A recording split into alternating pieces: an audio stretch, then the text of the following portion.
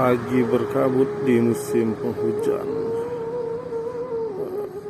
Biasanya musim penghujan ini jarang berkabut, tapi dari 4 hari atau 4 hari berturut-turut hujan. Hari ini kemarin dan hari ini sangat cerah sekali.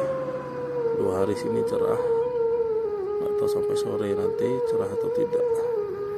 Kalau kemarin sampai sore cerah, sehingga paginya kabut full.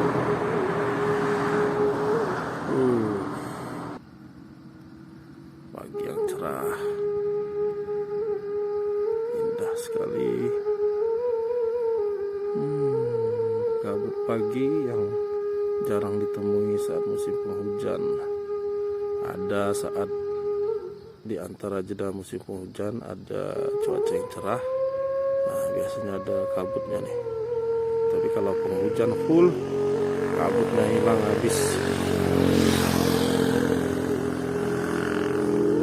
Karena kabut itu dihasilkan oleh suhu di tanah dan permukaan tanah itu sama ya, tidak terlalu basah salah satunya atau tidak terlalu kering salah satunya akan menghasilkan kabut.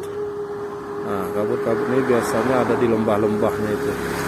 Tapi tadi di perkampungan ada beberapa tempat yang masuk dalam perkampungan juga kabutnya. Luar biasa.